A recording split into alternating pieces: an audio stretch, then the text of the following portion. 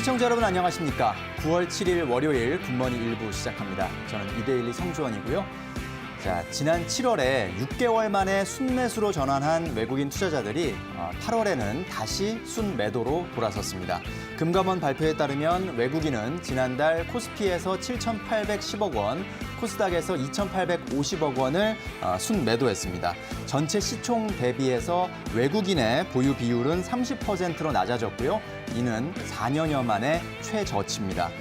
반대로 그만큼 우리 증시에서 개인 투자자의 힘이 강해졌다고 볼 수도 있겠는데요. 외국인의 매도세를 개인이 방어하는 양상은 이번 달 들어서도 계속해서 이어지고 있습니다.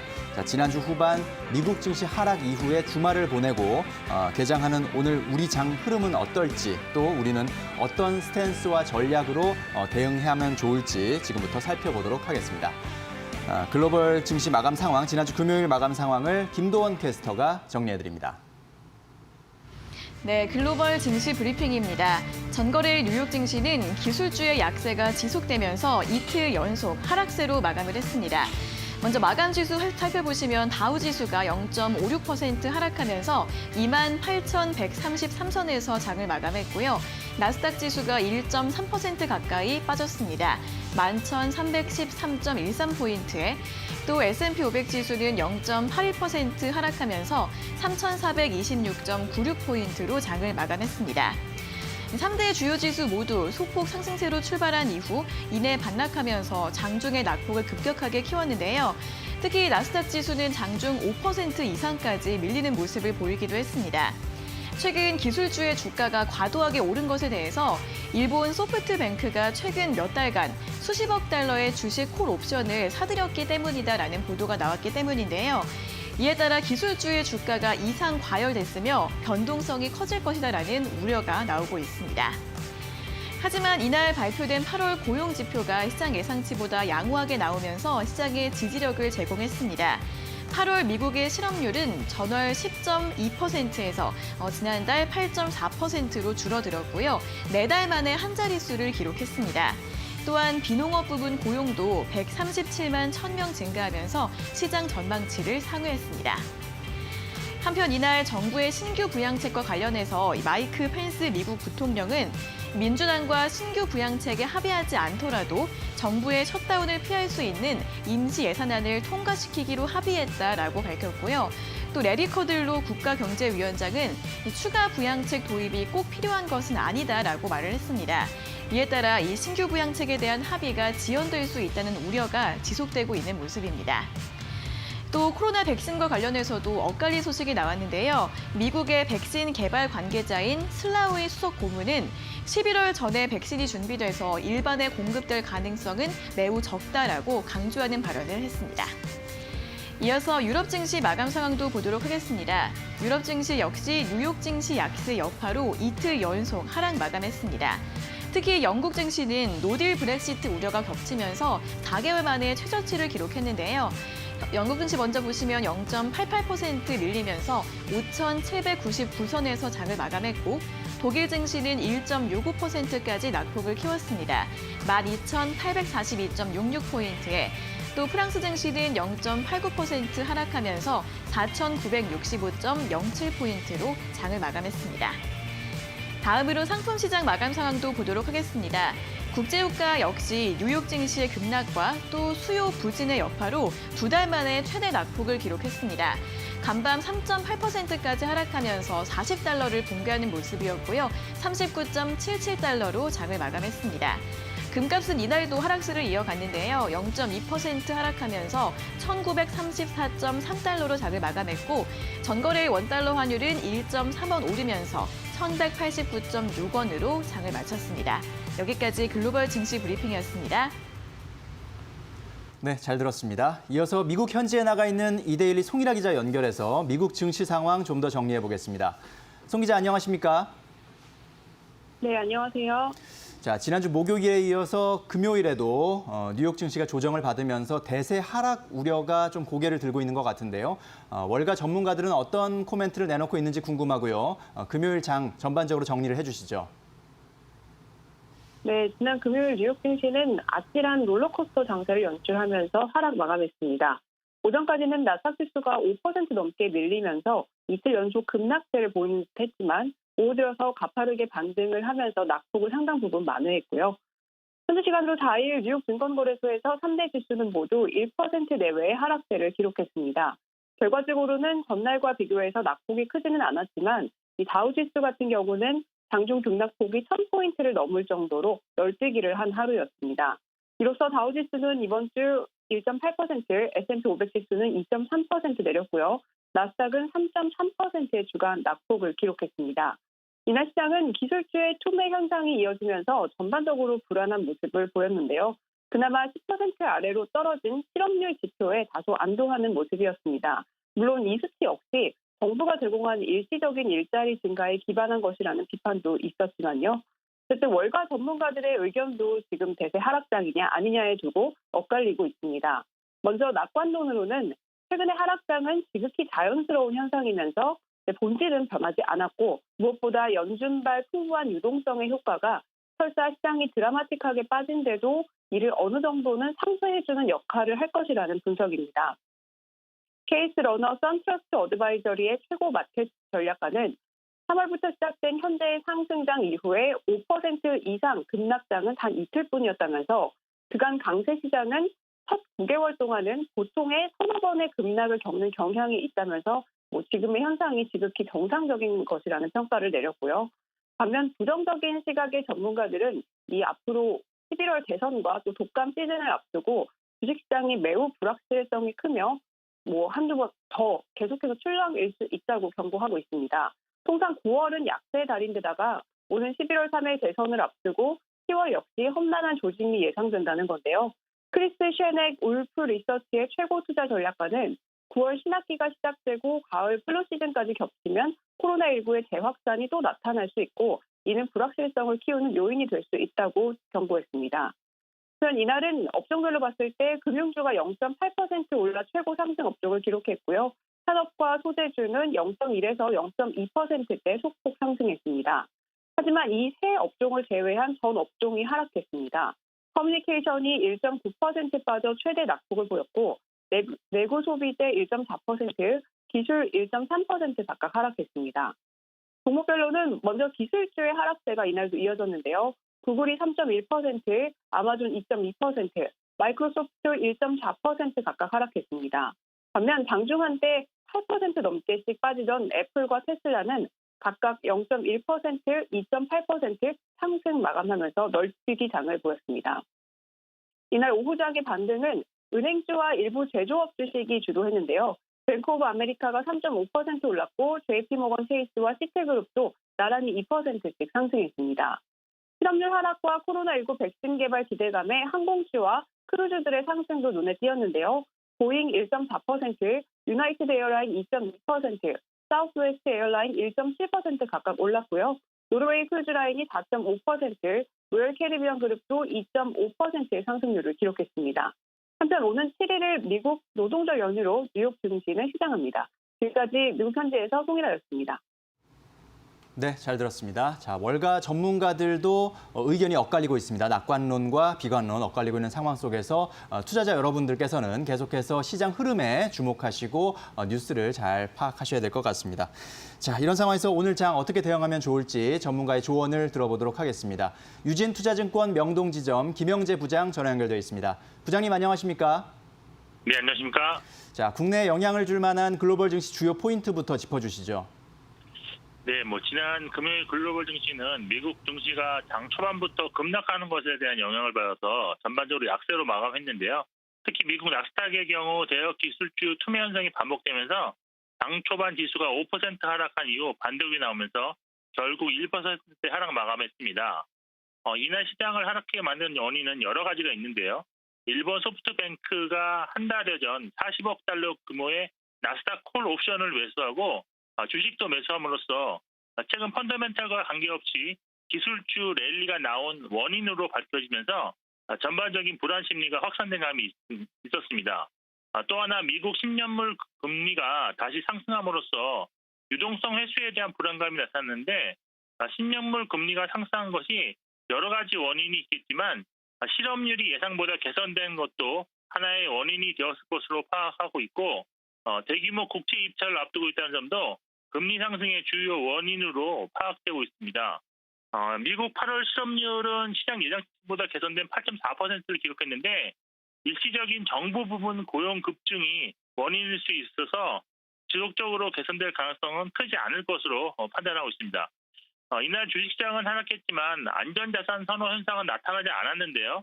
달러 강세가 제한적이었고 금값 역시 하락하는 모습을 보여주면서 이번 조정이 주식을 파는 조정 상세가 아니라 보유 주식을 교체하는 조정이 될 가능성을 시사했다고 할 수 있겠습니다.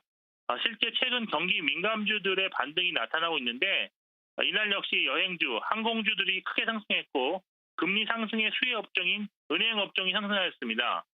이러한 글로벌 증시 결과가 국내 증시에 미치는 영향은 시장 조정에 대한 불안감은 여전히 국내 증시에도 남아있는 상황으로 보이고 금요일 미국 시장 급락에도 우리 선방했지만 아직 긴장의 끈을 놓지는 말아야 할 때라고 보고 있습니다.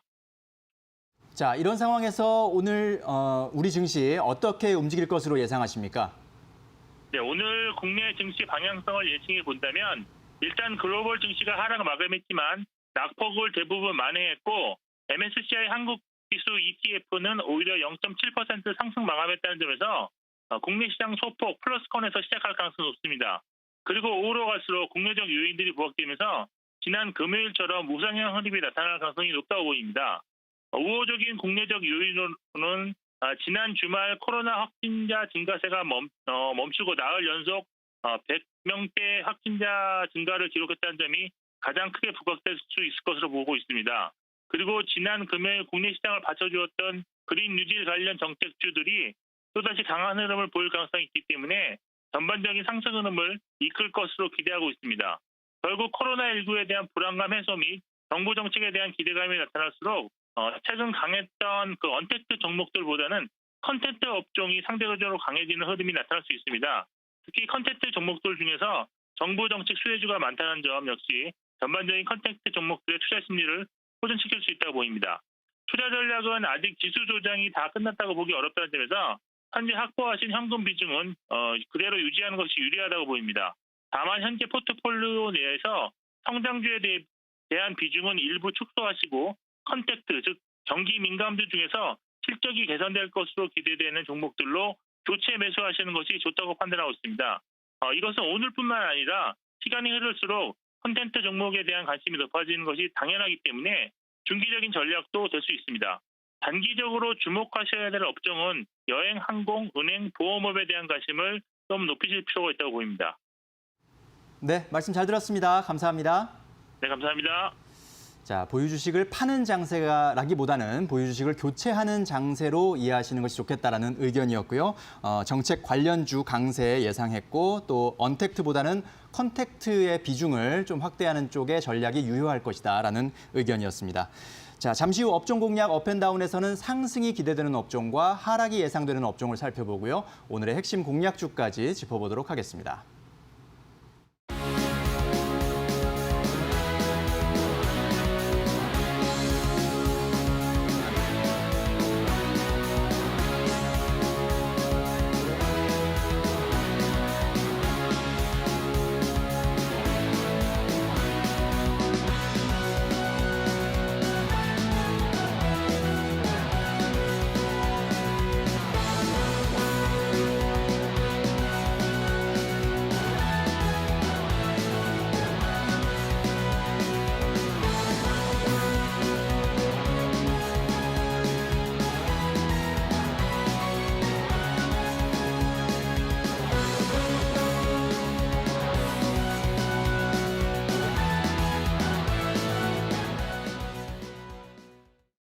업종 공략 업앤다운, 오늘은 하나금융투자 삼성동 금융센터 윤여민 팀장과 함께하겠습니다. 어서 오십시오. 네, 안녕하십니까. 자, 오늘 상승이 기대되는 업종부터 화면으로 만나보시겠습니다. 자, 윤여민 팀장이 꼽은 상승 전망 섹터는 수소에너지 관련주입니다. 한국판 뉴딜 사업 수혜 코멘트해 주셨습니다. 자, 최근에 우리 시장에서 역시 가장 핫한 것 그리고 가장 많은 관심을 끌고 있는 것이 한국판 뉴딜인 것 같아요. 뭐 풍력 발전이나 수소 에너지 이런 부분들 좀 관심이 많이 모아지고 있는데 수소 에너지를 좀 오늘은 집중적으로 갖고 오셨군요. 일단 뭐 그린 뉴딜 관련돼서는 좀 4월로 좀 거슬러 올라갈 수가 있는데 일단 네. 정부가 4월에 한번 발표를 했었습니다. 이제 예. 제5차 이제 비상경제 회의에서 코로나19 사태로 인해 좀 경제 위기 대응에 대한 부분을 인해서 한국판 뉴딜을 좀 대규모 프로젝트로 좀 어떻게 추진하겠다는 구상을 처음 밝혔습니다. 4월에. 그리고 나서 그 축에 이제 뭐 그린 뉴딜과 디지털 뉴딜이 있는데 뉴딜 쪽에서는 이제 뭐 수소 에너지라든지 전기차 관련된 부분이 한 축이라고 할 수 있겠는데 사실 이러한 부분이 지금 꾸준하게 시장에서 어떻게 보면 반응이 있었고요. 특히 이제 수소 에너지 같은 경우는 이제 3일이죠. 지난 3일 이제 문재인 대통령 주재로 열린 그 제1차 한국판 뉴딜 전략 회의 개최에서 그 수소차에 대한 어떤 충전기 보조금 상한 철폐 소식이 좀 같이 들렸습니다. 네. 따라서 수소 에너지 같은 경우는 또 다른 모멘텀 하나 발현했다 이렇게 말씀드릴 수 있을 것 같고요. 특히 이제 한국판 뉴딜 펀드가 좀 발표가 되면서 사실 지난주 금요일에 좀 조정장이 좀 심했었습니다만 관련된 종목들이 좀 상승을 하는 모습을 좀 보였는데요.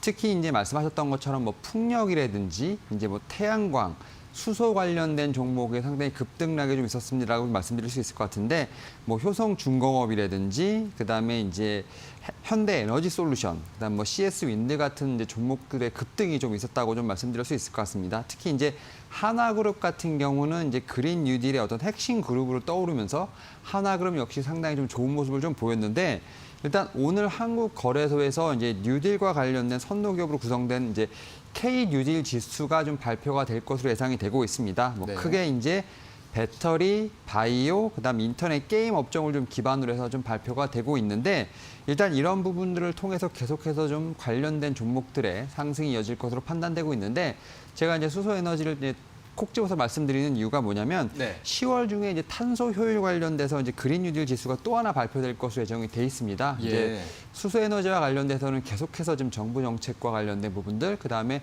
지수와 관련된 부분들 계속해서 이제 좀 발표가 나오고 있기 때문에 이런 부분들을 통해서 이제 친환경 테마, 그중에서 수소 에너지 관련돼서 계속해서 좀 시장에 좀 이목이 집중될 것으로 보이고 있습니다. 이에 따라서 오늘 같은 경우는 좀 수소 에너지 관련된 테마가 좀 상승하지 않을까 좀 말씀드려 보도록 하겠습니다. 네, 그렇군요. 자, 한국판 뉴딜, 그린 뉴딜 계속해서 정부의 정책적인 어떤 드라이브가 계속 걸리고 있고 거기에 가장 큰 핵심 축으로 수소 에너지가 지금 꼽히고 있습니다. 최근 지난주에도 장이 어려웠던 와중에서도 역시 관련주들이 힘을 냈던 것들을 감안해 보면 계속해서 이번 달, 다음 달까지도 또 힘을 낼 수 있지 않을까라는 그런 전망이셨습니다. 자, 이번에는 피해야 할 섹터는 어떤 섹터인지 지금 바로 화면으로 만나보시겠습니다. 네, 윤여민 팀장이 꼽은 피해야 할 섹터는 은행주군요. 네, 코로나의 PBR 사상 최저라고 코멘트해 주셨습니다. 자, 은행주가 코로나에 좀 타격을 많이 입고 있는 상황인가 봐요. 일단 은행 섹터 같은 경우 좀 몇 가지 이슈가 있는데 일단 네. 뭐 모든 섹터도 그렇지만 코로나19에 대한 타격이 일단 큰 첫 번째 이유라고 좀 말씀드릴 수 있을 것 같습니다. 이에 네. 따라서 코로나19 이전으로 좀 수준이 좀 회복이 빨리 돼야 되는데 그런 부분이 약간 더디다라고 좀 말씀드릴 수 있을 것 같고 사실 이제 코로나19 사태 장기화를 좀 대비를 해서 대손 충당금을 좀 많이 쌓아했던 부분 일단 그리고 사모펀드의 어떤 이런 사고들 이런 걸로 인해서 좀 금융사고에 대한 부분들로 인해서 좀 경각심이 좀 많이 일어나고 있습니다. 이런 네. 부분들이 좀 상당히 안타깝다라고 좀 말씀드릴 수 있을 것 같고 사실 이제 주가 부분에 대해서 봤을 때는 지금 은행주의 주가 순 자산 비율이죠. PBR이 좀 역사적으로 지금 거의 하향 돌파를 하고 있는 모습이라고 볼 수 있겠는데 일단 국내 은행주 8개 종목의 평균 PBR이 지금 전일 기준 했을 때 0.26배라고 좀 볼 수 있을 것 같습니다. 좀 상당히 좀 심각하다 말씀드릴 수 있을 것 같은데 네. 그나마 좀 서울 쪽에 있는 좀 수도권 은행은 좀 괜찮지만 지방은행 쪽은 상당히 좀 심각하다고 말씀드릴 수 있을 것 같습니다. 일단 뭐 PBR 같은 경우는 주식을 이제 한 주당 순 자산으로 나눈 것이라 말씀드릴 수 있는데요. 결국 뭐 밸류에이션 지표라고 말씀드릴 수 있을 것 같고요. 이제 PBR이 1배가 안 된다는 거는 뭐 그만큼 이제 어떻게 보면 저평가돼 있다고 볼 수 있겠지만 이제 너무 저평가돼 있다고 좀 말씀드릴 수 있을 것 같습니다. 네. 사실 이제 최근 어떻게 보면 당국이 좀 연장한 이자에 대한 상환 유예 조치 같은 경우도 추가 연장 기간이 어떻게 보면 종료되면 실제로는 좀 부실화되는 위험이 있다라고 좀 계속 판단이 되고 있기 때문에 이런 부분에서 좀 경기 부진이 좀 계속될수록 어떤 좀 은행주에 대한 부분에서 좀 부정적인 영향이 좀 상당히 심각하지 않을까라고 말씀드려볼 수 있을 것 같고요. 또 다른 이제 또 하나의 트렌드가 생겼죠. 이제 국내 플랫폼 업체들이 지금 핀테크 업체들이 지금 은행 쪽으로 좀 사업을 좀 뛰어들고 있는 모습을 좀 보여주고 있는데 이 말은 다시 말씀드리면 좀 경쟁이 좀 치열해진다라고 좀 말씀드릴 수 있을 것 같습니다. 뭐 대표적으로 이제 네이버라든지 뭐 카카오를 좀 들 수 있을 것 같은데 사실 이제 플랫폼 업체들 같은 경우 초기에는 이제 간단하게 뭐 송금이라든지 뭐 결제 부분만 좀 어느 정도 담당을 했었는데 이제 이런 부분들이 좀 더 진화를 하는 모습을 좀 보여주고 있는 모습이라고 말씀드릴 수 있을 것 같은데 카카오 같은 경우는 은행업 이제 인가 1년 반 만에 이제 어떻게 보면 설립 과정을 거쳐서 2017년도 이제 7월에 본격적으로 영업을 좀 개시를 했고요. 뭐 같은 해 뭐 카카오페이 같은 경우도 좀 설립이 됐었습니다. 뭐 올해 같은 경우 뭐 카카오페이 진권까지 이제 출범을 했기 때문에 카카오 같은 경우는 어떻게 보면 이제 은행업 쪽에서도 이제 기존의 은행업을 좀 어떻게 보면 위협할 수 있는 어떻게 강력한 경쟁자라고 좀 말씀드릴 수 있을 것 같고요. 뭐 네이버 같은 경우도 마찬가지로 네이버 페이를 좀 기반으로 해서 계속해서 좀 은행업까지도 좀 진출하고 있는 상황이라 말씀드릴 수 있을 것 같은데 결국 은행 섹터 같은 경우는 기존의 어떤 코로나19의 좀 부정적인 이슈에다가 좀 어떤 사모펀드 같은 좀 사고도 좀 있었고요. 또 다른 이제 플랫폼 업체들의 돈 진입으로 해서 경쟁이 좀 상당히 치열해지고 있는 상황이라 말씀드릴 수 있을 것 같습니다. 여기에 좀 역사적인 PBR을 좀 기록하고 있는 부분들이 있기 때문에 이러한 좀 여러 가지 악재들로 인해서 오늘 좀 하락이 좀 점쳐진 섹터라고 좀 말씀드려 볼 수 있을 것 같습니다. 네, 그렇군요. 자, 은행업계. 여러 가지 코로나19로 인한 그런 타격도 있었지만 역시 은행 그 업계 시장 자체에서 여러 가지 뭐 사모펀드나 이런 거에 대한 우려감, 경각심 이런 것들이 커졌고 또 플랫폼 사업자들이 금융업에 새롭게 뛰어들면서 시장 자체가 더 경쟁이 격화되고 기존의 전통적인 은행들이 좀 위협을 받고 있는 그런 상황이라는 점, 그런 점들이 주가에도 지금 반영이 되고 있는 것 같습니다. 자, 그럼 이제 마지막으로 오늘의 공략 종목을 살펴볼 텐데요. 어떤 종목 갖고 오셨습니까? 일단 JNK터라는 종목을 좀 가지고 왔습니다. 일단 네. 오늘 제가 이제 그린 뉴딜 관련해서 말씀을 드렸고 이제 수소에너지를 말씀을 드렸기 때문에 관련 섹터에서 한 종목을 좀 가지고 왔습니다. 일단 뭐 신규 사업으로 석유 대체 에너지 설비와 좀 관련해서 석유 대체 제품의 핵심 원료인 일산화탄소와 이제 수소를 좀 구성한 합성 가스를 좀 제조하는 업체라고 좀 말씀드릴 수 있을 것 같은데 동사 같은 경우는 올 초반부터 좀 상당히 많은 수주가 좀 있었습니다. 한국가스기술공사에서 발주한 청주 및 제천 이제 수소 충전소에 대한 더 설비 공급 및 구축에 대한 계약을 좀 수주를 해서 현재 진행 중에 있다라고 좀 말씀드릴 수 있을 것 같고요. 또 6월에는 좀 경남 창원시에서 추진하고 있는 수소 생산기지 구축 사업 수소 수출기 및 수소 출하 설비 공급 및 구축에 대한 우선 협상 대상자로 지금 선정이 돼서 사업을 좀 하고 있는 상황이라 말씀드릴 수 있을 것 같습니다. 사실 이제 동사 같은 경우는 전국적으로 여러 가지 사업을 좀 하고 있고요. 특히 이제 수소 충전소에 대한 설치를 상당히 활발하게 하고 있다라고 좀 말씀드릴 수 있을 것 같고요. 최근에 이제 미국에서 니콜라 관련된 부분에서 또 하나의 좀 수혜가 있는데 사실 니콜라 같은 경우 수소차 생태계를 좀 어떻게 보면 설립하겠다라고 계속 말을 하고 있는 상황인데요. 지금 이제 니콜라의 독점 제휴사로 좀 알려져 있는 넬의 이제 한국법인 넬코리아와 지금 수소 충전소 협력 사업을 좀 진행하고 있습니다. 이에 따라서 우리나라뿐만 아니라 미국에서의 어떤 모멘텀까지도 있는 상황이라 말씀드릴 수 있을 것 같고요. 사실 이제 차트상으로 보면 동사 같은 경우는 어떻게 보면 이제 수소 관련된 섹터 중에서 종목 중에서 좀 아직까지 저평가돼 있다고 좀 말씀드릴 수 있을 것 같습니다. 뭐 일봉상으로 좀 많이 오른 부분이 있지만 주봉상으로 봤을 때는 아직까지 좀 전고점 밑에 있다라고 좀 말씀드릴 수 있을 것 같습니다. 이에 따라서 오늘부터 좀 분할 매수 관점으로 접근이 가능하다라고 좀 말씀드릴 수 있을 것 같고요. 지금 목표가는 좀 높게 잡겠습니다. 좀 15,000원을 말씀드려 보도록 하겠고요. 네. 손절가는 7,700원으로 말씀드려 보도록 하겠습니다. 네, 자 수소 경제의 수혜가 예상되는 JNK 히터를 오늘의 핵심 공략주로 짚어주셨고요. 자 상승 예상 업종은 수소에너지 관련주 그리고 하락 예상 업종은 은행 섹터였습니다. 저희가 전해드린 투자 정보는 잘 활용하시고요. 투자에 대한 판단은 시청자 여러분의 몫이라는 점 다시 한번 말씀드립니다. 네, 윤여민 팀장님 오늘 말씀 잘 들었습니다. 감사합니다. 네, 감사합니다.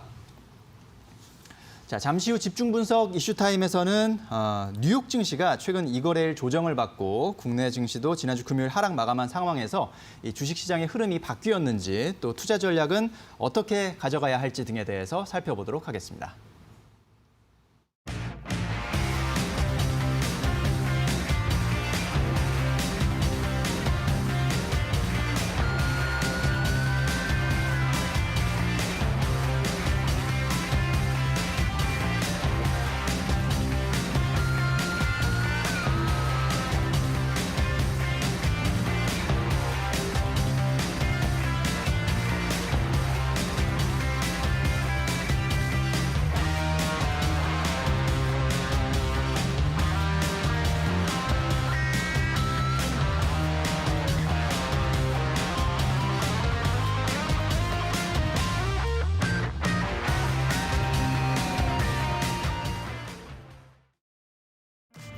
네, 뉴스 돋보기 시간입니다. 전거래일 장 마감 후 나온 국내 기업들의 주요 이슈들 하나하나 확인해 보도록 하겠습니다. 먼저 첫 번째 소식부터 살펴보겠습니다. 두산그룹이 재무구조 개선에 속도를 내고 있습니다. 두산중공업은 전거래일 장 마감 후 1조 3천억 원 규모의 유상증자를 결정했다라고 발표했는데요. 주주 배정 후 일반 공모 방식으로 진행이 되고 이 자금을 차입금 상환에 사용할 예정이다라고 밝혔습니다. 두산중공업은 앞서 골프장인 클럽 모우 CC와 네오플럭스 매각에도 성공한 바 있는데요.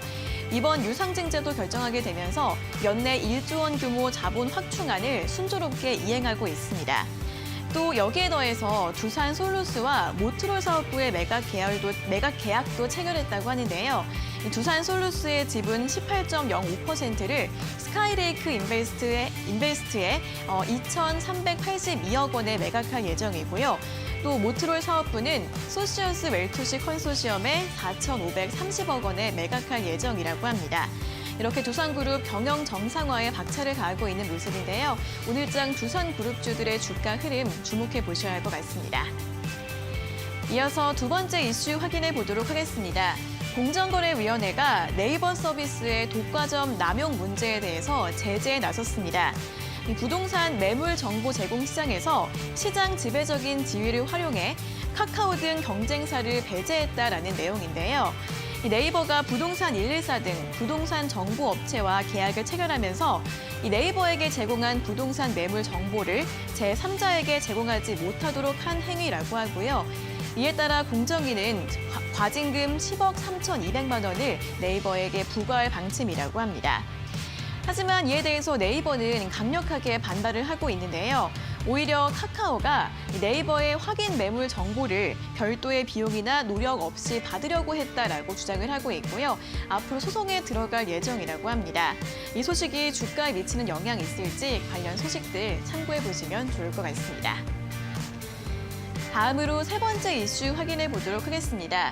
코로나 위기 속에서도 화물 사업으로 2분기 깜짝 실적을 냈던 대한항공과 아시아나항공이 3분기에도 이 화물 수송을 늘리기 위해서 여객기 좌석을 떼어내고 있습니다. 대한항공은 어제 여객기 2대의 좌석을 뜯어내고 객실 바닥에 화물을 탑재할 수 있도록 개조를 했다고 하는데요. 단기간에 여객 운송이 회복될 기미를 보이지 않자 이러한 조치를 결정했다고 합니다. 또 아시아나항공 역시 여객기의 개조를 검토하고 있다고 하는데요. 다만 개조로 인한 손해 역시 만만치 않기 때문에 쉽게 결정을 내리지 못하고 있는 상황이라고 합니다. 여기에 글로벌 항공사들도 이 화물 사업에 뛰어들면서 경쟁이 점점 치열해지고 있다고 하는데요. 이에 따라 화물 영업 여건이 악화되면서 3분기에는 계속해서 흑자 기조를 유지할 수 있을지 이 여부는 불투명하다라는 전망 나오고 있습니다. 일각에서는 다시 적자를 기록할 가능성도 있다라고 전망을 하고 있는데요. 이 항공업계 업황과 전망 계속해서 확인해 보시면 좋을 것 같습니다. 이어서 오늘의 마지막 이슈 짚어보도록 하겠습니다. 국내 가전과 가구 업계의 선두인 삼성전자와 한샘이 손을 잡고 홈 리모델링과 스마트홈 시장을 공략할 예정입니다. 삼성전자와 한샘은 지난 4일 이를 위해서 MOU를 체결했다고 발표했는데요. 이번 협약을 체결하면서 양사는 맞춤형 가전과 가구를 연계해서 공동 패키지 사업을 선보이고 또 공동 매장 구축 등 리테일 부분에서도 협업을 할 예정이라고 합니다. 또 스마트홈 솔루션 구형을 위한 신사업도 함께 추진할 계획이라고 하는데요. 최근 코로나로 인한 홈코노미 산업이 급성장하면서 앞으로 이렇게 가전과 가구 업계의 협력이 더 많아질 것으로 전망되고 있습니다. 이 두 기업의 시너지 효과가 얼마나 발휘될 수 있을지 계속해서 관련 소식들 참고해 보시면 좋을 것 같습니다. 여기까지 뉴스 돋보기 4가지 소식 모두 전해드렸습니다. 경제방송, 거기서 거기 아니야? 경제방송, 굿머니에서 달라집니다. 글로벌 시장의 정확한 분석과 국내외 핫 이슈까지 굿머니 일부에서 생생하게 전달해드리겠습니다.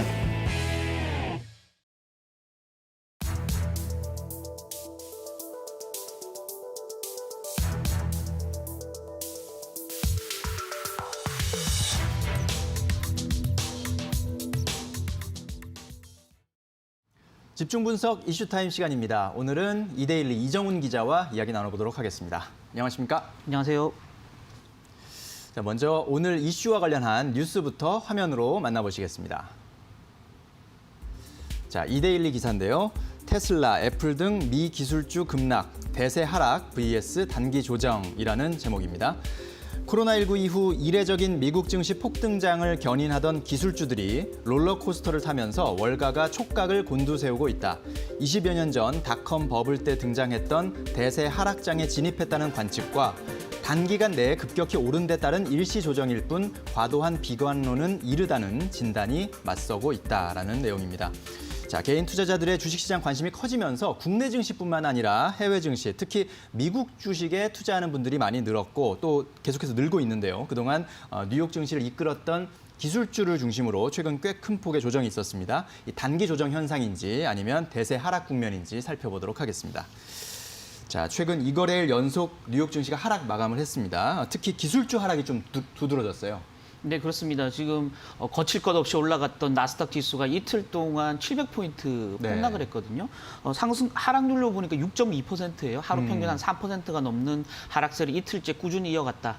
그리고 특히 이제 장중에는 급락을 했다가 장막판에 조금 낙폭을 줄였지 않습니까? 예. 그나마 줄인 게 이제 6.2% 정도니까 장중에 불안 요소, 변동성이 굉장히 커지면서 불안해지는 양상은 그 어느 때보다 컸다. 특히 이제 코로나가 팬데믹을 보인 이후에 가장 불안한 지금 시장 양상을 보이고 있다라는 점에서 단순한 지수 하락률보다 더 큰 어떤 불안 심리가 작용하고 있다라고 말씀드려도 될 것 같습니다. 그리고 자고 일어나면 항상 올라있던 종목들이죠. 네, 애플, 그렇죠. 아마존, 마이크로소프트, 페이스북 이런 이제 팡으로 대표되는 미국 이제 그 주도 테크주들이 장중에 굉장히 불안했고요. 네. 애플 같은 경우 지난 3일 날 하루에 8% 폭락하기도 했고요. 그렇죠. 또 테슬라 같은 경우 테슬라 줌 비디오 이런 종목들은 이제 코로나19의 수혜를 보는 성장주였었거든요.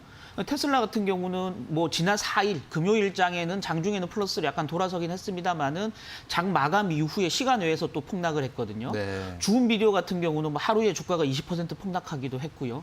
그러면서 차익 매물이 기술주에 집중적으로 쏠리기 시작했다라는 게 지금 현재 뉴욕 증시 불안의 핵심이다라고 말씀드리면 될 것 같습니다. 그렇죠.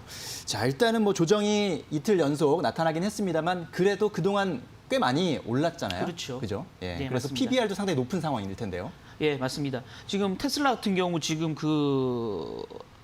S&P 500 장 마감 이후에 이제 S&P 500 지수 편입에 실패했다라는 어떤 그런 악재가 나오면서 시간 외에서 거래가 주가가 많이 빠지긴 했지만 지금 올해만 해도 주가가 6배나 상승을 했거든요. 네. 퍼센테이지로 700%가 넘는 엄청난 상승률을 보였었기 때문에 지금 약간의 조정, 이틀간의 조정, 사실은 좀 세 발의 피 정도로 그렇죠. 예. 비유할 수 있을 것 같고요. 예. 나스닥 같은 경우 지금 3월 저점, 코로나19가 가장 큰 충격을 입혔던 3월 23일이 역사상 올 연저점이거든요. 네. 연저점 대비해서 55%나 지금 올라 있고요.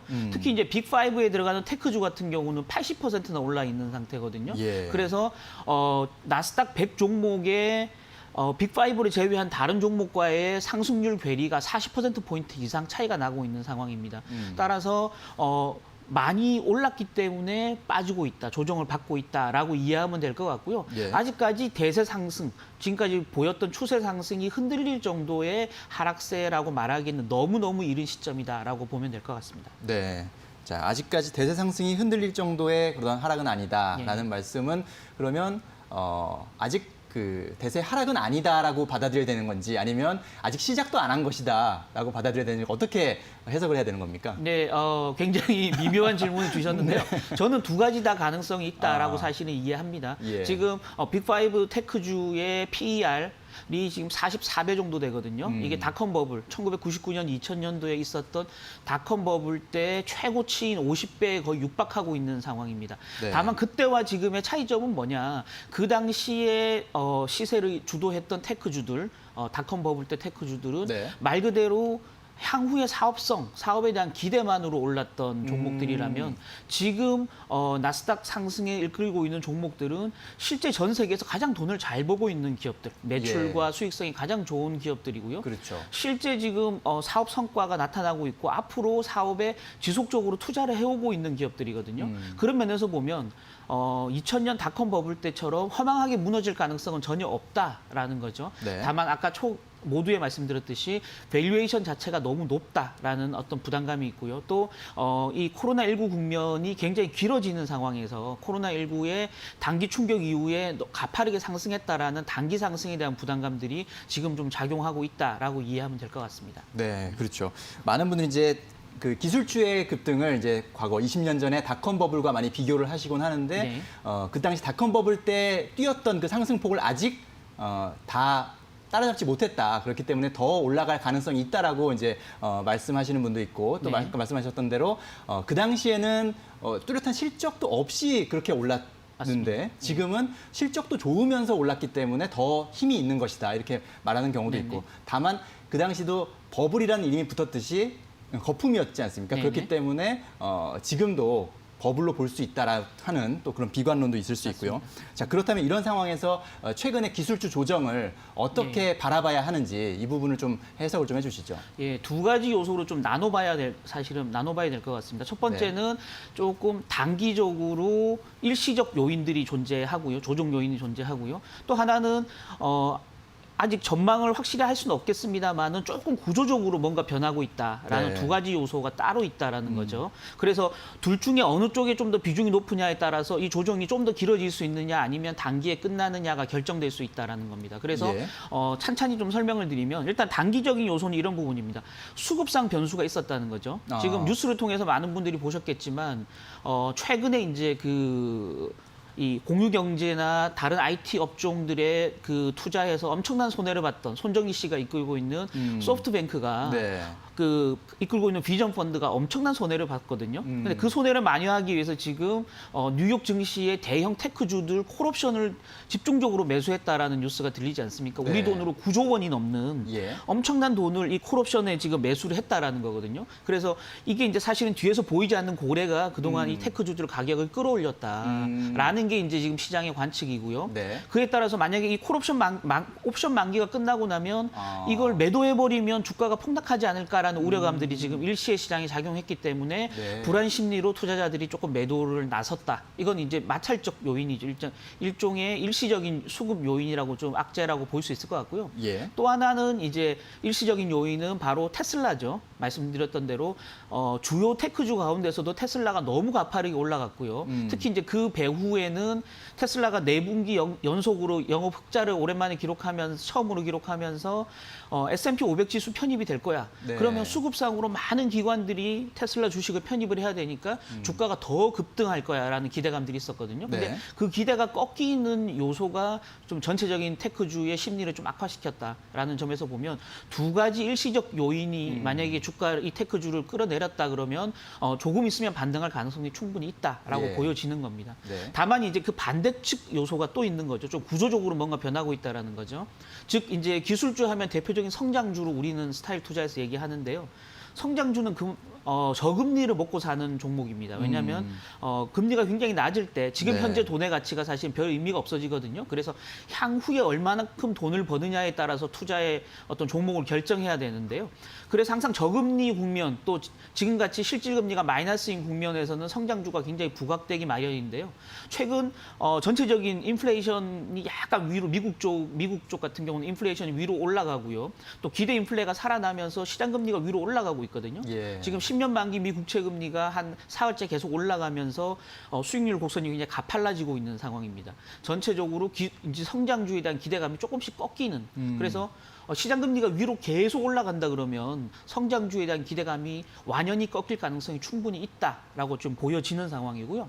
또 하나는 이제 지난주 후반에 나타났던 주요 지표들, 서비스업 PMI 지수가 좀 코로나 반등 국면에서 처음으로 지금 후퇴를 했고요.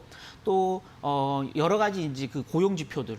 우리 노동부 고용지표도 마찬가지였고 그 전에 나왔던 신규 실업수당 청구 건수도 마찬가지고 그래서 네. 실업의 그 장기화가 이루어지고 있다는 거죠. 그래서 영구적으로 일자리에 있는 사람이 늘어나고 있고 또 일자리 회복세가 생각보다는 순탄치 않다라는 게 나타나면서 굉장히 V자형으로 살아날 것 같던 경기 회복세가 생각보다는 완만하게 가겠네라는 우려감들이 나타나기 시작했다라는 거죠. 네. 그런 점에서 보면 성장주에 대한 기대감이 조금 구조적으로 떨어지는 국면에 와 있다라는 겁니다. 따라서 향후에 수급상 요인이 단기에 끝나느냐 아니면 방금 말씀드렸던 시장 금리가 올라가고 그 고용 지표가 조금 더디게 올라가는 부분들이 조금 더 길어지느냐에 따라서 성장주 조정의 길이 또 진폭이 결정될 가능성이 있다라고 말씀드리면 될 것 같습니다. 그렇군요. 자, 그동안 잘 나가던 성장주에 일시적인 어떤 걸림돌도 생겼고, 네네. 그다음에 구조적으로 약간의 변화들 이런 것들이 지금 성장주의 조정을 지금 불러오고 있는데, 자, 이런 상황에서 성장주에 대한 그러면 평가를 조금 기존보다는 낮춰야 하는 건지 어떻게 봐야 됩니까? 예, 눈높이를 좀 낮추고 보자라는 게 제 개인적인 생각입니다. 네. 왜냐, 지금 아까 말씀드렸던 시장 금리가 계속 위로 올라가면 성장주에는 굉장히 타격이 된다라고 말씀드렸는데요. 네. 지금 이 장기 금리가 위로 올라가는 이유는 인플레이션이 좀 살아나고 있다라는 우려감들이거든요. 예. 근데 지금 아시다시피 지난달 말에 잭슨홀 미팅에서 제롬 파월 연준 의장이 평균 물가 관리제를 도입하겠다라고 목표제를 도입하겠다라고 했지 않습니까? 네. 그 말은 인플레이션을 위로 좀 끌어올리겠다는 거거든요. 인플레이션이 살아나도록 돈을 계속 뿌리겠다라는 게 지금 그 제롬 파월 의장의 발언이었고요. 네. 그렇다 그러면 향후에 인플레이션이 살아나고 또 인플레이션 어느 정도 높아지더라도 연준이 그걸 막지 않겠다라는 거거든요. 그렇죠. 그런 면에서 보면 시장 금리는 위로 구조적으로 계속 올라갈 가능성이 충분히 있다라는 점에서 보면 그렇다고 해서 그 인플레이션이 완전히 살아나는 건 아니기 때문에 시장 금리가 빠르게 올라가지는 않는다. 다만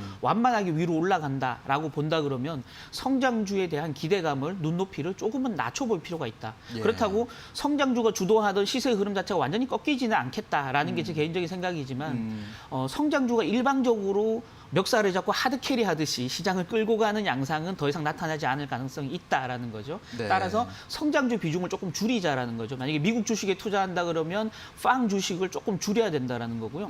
한국 대표적인 성장주 하면 빅이라고 우리 얘기하지 않습니까? 바이오, 또 배터리, 또 인터넷, 게임 이런 네. 종목들을 우리가 대표적인 한국 내의 성장주로 얘기하는데요. 이 성장주 비중을 조금 줄이자라는 거죠. 그렇다고 다 팔라는 얘기는 아니고요. 예. 줄이는 대신에 과도하게 저평가되어 있는 종목군들이 있죠. 가치주의 대표적인 고배당 관련 주들인데 좀 그동안 주가가 너무 많이 빠져 있는 종목군들이라든지 또 경기 민감주인데 경기 회복세를 아직까지 덜 반영하고 있는 종목들을 포지션을 조금씩 늘려가는 전략이 좀 필요하다라는 거고요. 실제 지금 지난주 데이터를 좀 살펴보니까 미국 같은 경우 네. 주식시장에서 자금이 좀 빠졌습니다. 조정에 대한 우려감들이 조금 선제적으로 반영이 됐고요. 그런데 가장 많은 돈이 들어온 ETF가 어디냐라고 찾아봤더니 미국 내에 그 S&P 500의 고배당 관련 ETF에 가장 많은 돈이 쏠렸더라고요. 미국도 지금 선제적으로 예. 성장주에서 가치주로 조금씩 자금들이 갈아타게 하는 흐름이 나타나고 있다라는 거고요. 우리도 네. 그런 흐름에 같이 좀 편승하는 전략이 좀 필요하겠다라는 말씀 드리겠습니다. 그럼 이거 미국 주식에 대한 투자 전략뿐만 아니라 네. 우리 주식, 한국 주식에 대한 투자 전략도 마찬가지로 같이 좀 봐야 되는 그런 부분인가요? 맞습니다. 예. 지금 현재 시세 흐름 자체는 아까도 말씀드렸지만 완연한 스타일 투자 흐름으로 가고 있거든요. 그래서 네. 성장주냐 가치주냐 이 두 가지를 놓고 시장은 한국 시장도 미국 시장도 심지어 유럽 시장도 마찬가지로 대별되는 양극화 흐름을 보여왔었거든요.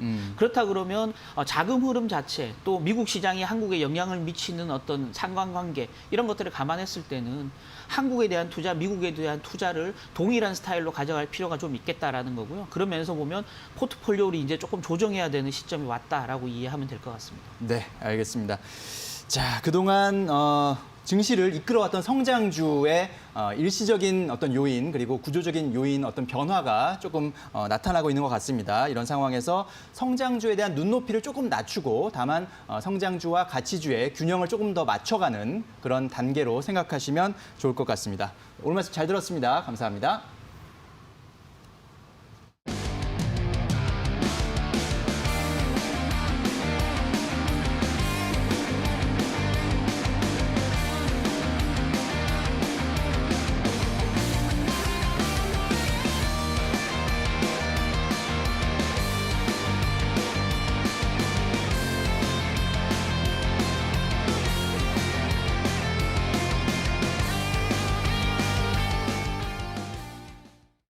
자, 이제 우리 장 개장을 1시간 정도 앞두고 있습니다. 이데일리 TV 굿머니가 경제 채널 중 가장 빠르게 오늘 장 전망을 해볼 텐데요. 자, 굿머니 1부의 마지막 시그니처 코너 객장의 시선 시간입니다. 객장에 있는 5명의 오늘 장 전망 지금 바로 화면으로 확인해 보시겠습니다. 자, 오늘 5명 중에 1명이 상승 전망, 4명이 보합 전망 했습니다. 하나금융투자 강남금융센터 이민경 PB 보합 전망인데요. 풍부한 유동성은 여전이라고 코멘트했습니다. 교보증권 영업부 오기철 차장 상승 전망입니다. 동학개미의 풍부한 유동성 주목했고요. 유진투자증권 챔피언스 라운지 서령용 차장 보합 전망입니다. 글로벌 조정 속 대기 유동성 효과라고 코멘트했고요. 유한타증권 메가센터 분당점 백인범 과장 보합 전망입니다. 매물 소화 과정 진행. 그리고 유진투자증권 위워크 프론티어 지점 안상현 차장 보합 전망입니다. 나스닥 조정에 따른 관망이라고 코멘트해 주셨습니다. 자, 월요일인 오늘은 하나금융투자 강남금융센터 이민경 PB 전화 연결돼 있습니다. PB님 안녕하십니까? 네, 안녕하세요. 자, 오늘 보합 전망해 주셨는데요. 그 이유부터 설명해 주시죠. 네, 일단 글로벌 시장 오늘 포함해서 보합으로 예상합니다. 금요일 미국 증시가 한 번 더 하락하는 모습을 보여줬는데 이번 주 결국 S&P는 마이너스 2.3%, 나스닥은 마이너스 3.2% 하락 마감했습니다. 하지만 나스닥은 3월 저점과 비교하면 여전히 70% 이상 오른 상태이고요. 지난 목요일, 금요일 이틀간 급락한 모습인데 사실 장중 흐름을 자세히 분석하면 오르락 내리락 변동폭이 컸던 거지 어떠한 정확한 이유로 하락을 한 건 아님을 알 수 있습니다. 지표라던가 어떤 이벤트로 하락을 한 게 아니라 대형 기술주들이 빠지면서 급등락을 했는데 금요일은 구글, 아마존, 마이크로소프트는 하락 마감했지만 애플과 테슬라는 장 후반 반등해 플러스 마감을 하기도 했고요. 고용 지표도 예상보단 좋게 나왔습니다. 따라서 확연히 커진 변동성은 맞지만 아직 흐름이 상승을 위한 조정이냐, 하락 추세 시작이냐 판단하기엔 시기상조로 보입니다. 7일 오늘은 미국이 노동절로 휴장인 만큼 한타임 쉬면서 여러 이슈들 체크해 보시면 좋을 것 같습니다. 이번 주는 미국의 주요 경제 지표 발표가 많지는 않습니다. 11일 소비자 물가지수가 지난달에 이어서 또 좋게 나오는지 한번 보셔야 하고 민주당과 정부의 추가 부양책 줄다리기 이슈가 지속되고 있는 가운데 어떤 결과로 시장에 영향 미칠지 흐름 지켜봐야 하겠습니다. 지난주 우리나라 증시 금요일도 많이 빠지지 않고 선방한 모습이었는데 이번 주에도 변동폭은 다소 있을 수 있지만 연계해서 강보합 수준 이상은 충분히 유지할 수 있다고 생각합니다. 자, 이런 상황에서 오늘장 투자 전략은 어떻게 세우면 좋을까요? 네, 국내 증시 보합이라고 말씀을 드렸지만 중장기적으로는 상승 국면 충분히 유지해 나갈 수 있다고 생각합니다.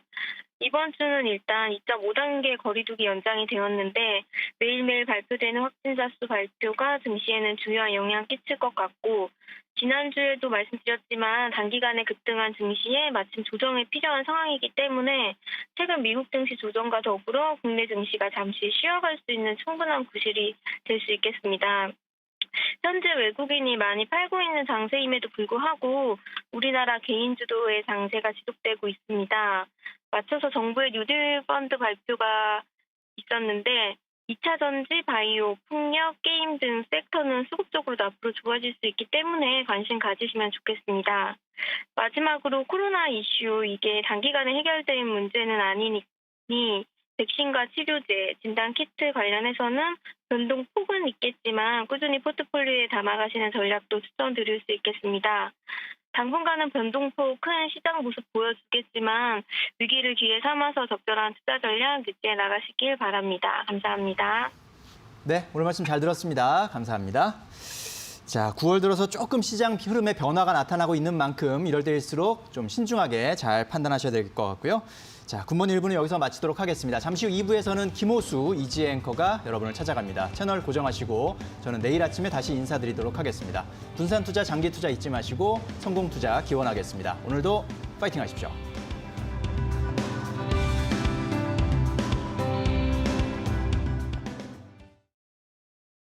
이 프로그램은 투자 판단에 참고가 되는 정보를 제공하기 위해 기획된 것입니다. 투자 결정은 투자자 각자의 판단으로 하시기 바랍니다. 밀폐된 사무 공간과 오염된 실내 공기, 공기지능 서비스를 받아보세요. 과학적으로 측정해 유해 물질을 제거하고 IoT로 관리해 공기 개선 솔루션을 제공합니다. 에어가드 K 공기지능 서비스 K-웨더.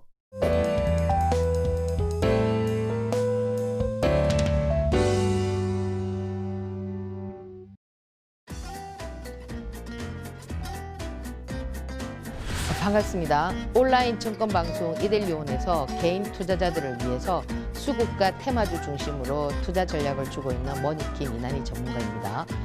테마주를 알면 30억이 보인다 등 총 5건의 주식 투자 관련 서적을 집필한 제가 저자이기도 하고요. 매주 월요일부터 금요일까지 VIP 서비스인 장중 실시간 유료 방송과 직장인 카톡방을 통해서 투자 전략을 제시하고 있습니다. 주식은 패션입니다. 패션에도 트렌드가 있는 것처럼 재테크도 시대에 따라서 트렌드가 변하거든요. 재테크 수단 중 대표적인 주식 투자도 1980년대 주식, 2000년대 주식, 그리고 지금 2020년대 주식 다 다르거든요. 과거 10년 주기였다면 지금 시장은 현대사회처럼 순환이 매우 빠르게 진행되고 있고요. 주식의 기법도 테마도 굉장히 빠르게 변하고 있죠. 기술적으로 흘러가는 부분도 수급이라고 말할 수 있는데요. 진정한 수익을 창출하는 데는 세력의 수급이 있어야 합니다. 세력이 만드는 수급은 반드시 파동을 만들기 때문에 수급이 존재한다는 것만 알면은 대박도 꿈꿀 수가 있습니다. 그러나 세력은 그 판돈을 다 보여주지 않습니다. 그래서 저와 함께 수급과 파동을 잘 이해한다면 시초가 매매, 그날의 상한가 종목들을 잡아서 수익을 만들 수 있는 아주 절호의 기회가 된다는 것이죠. 자, 위장술의 가장 뛰어난 물체가 비행접시입니다. 비행접시는 빛의 속도에 따라서 변하는데요. 그것보다 더 위장술이 뛰어난 것이 테마거든요. 어제 바이오 관련 테마가 오늘의 5G가 될 수 있는 것이 그런 이유인데, 그래서 보통 테마주라고 하면 부정적인 시각이 깊습니다. 그러나 지금 시장에서는 테마를 알지 못하고는 주식을 한다면 그것은 차라리 은행에 돈을 넣어두는 것이 낫습니다. 시장을 주도하는 테마는 전체 시장의 움직임을 말해주는 것이므로 시장을 이해하는 데 도움이 되고 수익의 극대화를 만들어줍니다. 앞으로 주식시장은 주가가 2,000포인트 간다, 3,000포인트 간다, 그러한 전망은 터무니가 없습니다. 지금은 시장 조건, 시장 방향과 관계없이 전천후가 되어야 합니다. 그러기 위해서는 주식시장에서 가장 유망한 종목인 현금 비중 유지를 항상 철저히 해야 하겠죠. 주식시장에서 상승에도 상한가를 맛보고 주식시장이 하락에도 상한가를 맛볼 수 있습니다. 그러니 주식시장에서는 시장의 방향을 쫓아가지 말고 변동성 있게 움직이는데 발맞추어 가야 합니다. 초보자는 주식시장에서 애널리스트가 될 것인지 수익을 창출하는 투자자가 될 것인지를 먼저 결정해야 합니다. 애널리스트가 되려면 사실에 근거한 주식을 해야 하고요. 기업의 가치를 따져보아야 합니다. 그러나 수익을 창출하고 싶다면 진실의 바탕을 두어야 합니다. 주식시장에 대한 원리를 깨우치기 위해서 고가창을 통한 움직임을 살펴보면서 수급의 움직임을 파악할 줄 아는 지혜가 필요하고, 더 나아가 연선 매매를 통해 그들의 전략을 깨뚫고 보는 노력도 해야 합니다. 사실 그 로마의 장군 시저가 20대에 배를 타고 가다가 풍랑을 만났는데요. 거기에 배를 타고 있던 사람들이 놀라서 사공도 노를 던지고 막 도망을 가려고 했었어요. 그때 20대 시저가 이 배 안에 시저가 있는데 무슨 걱정이냐 이렇게 말했는데요. 주식시장에서 머니킴 이난희가 있는데 무슨 걱정일까요?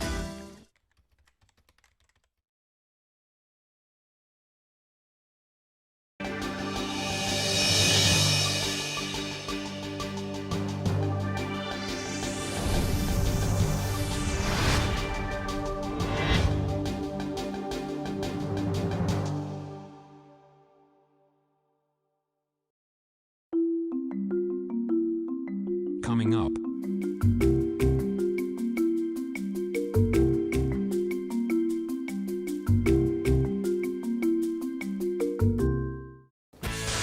피디님 안녕하세요.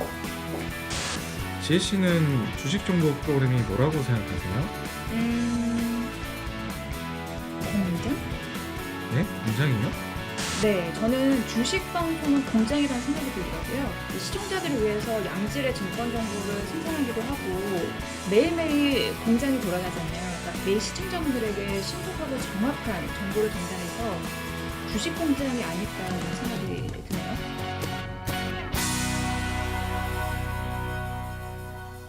사방천지에 돌림병이 번지니 마음이 각박해지고 힘들어하는구나. 하나, 우리는 어려울 때 서로 더 챙겨주지 않았는가? 함께 마음을 나누고 배려하면 갈등도 사라질 터. 이것이 바로 마음 그만시로구나. 공익광고 협의회.